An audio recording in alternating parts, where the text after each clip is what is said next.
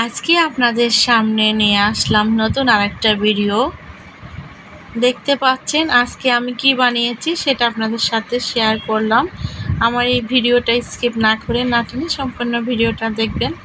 Hello viewers, আসসালামু আলাইকুম। সবাই কেমন আছেন? যে যেখান থেকে আমার এই ভিডিওটা দেখছি সবাইকে জানাই আমার তরফ থেকে অনেক অনেক ভালোবাসা এবং অনেক অনেক অভিনন্দন। আজকে আমি পুডিং বানিয়ে নিয়েছি। কেন বানিয়ে নিয়েছি অবশ্যই সবার মনে একটা প্রশ্ন জাগতে পারে। সবাই তো আগারগাঁও যেয়ে কেক খাচ্ছে, আমি তো আর আগারগাঁও যেতে পারতেছি না, কারণ আমার এখান থেকে আগারগাঁও অনেক দূরে।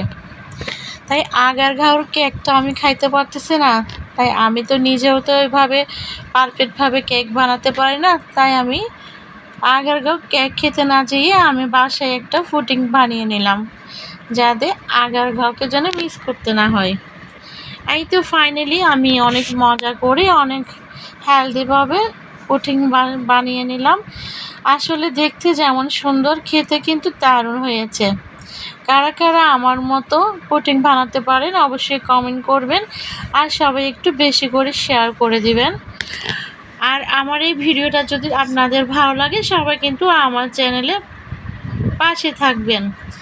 আর যারা যারা আমার চ্যানেলটাকে এখনও সাব করেননি তারা অবশ্যই সাব করে দিবেন, তাহলে আমি নতুন কোনো ভিডিও আপলোড করলে তার আগে সবার আগে নোটিফিকেশান চলে যাবে আপনার কাছে।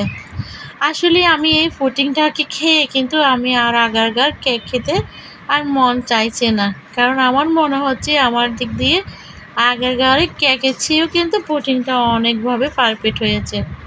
তাই আজকে ভিডিওটা শুধু আগারগাঁও না গিয়ে বাসায় পুডিংটা খাওয়ার জন্য আগারগাঁওর কেকটা মিস করছি, ভুলে যাওয়ার জন্য আজকে ভিডিওটা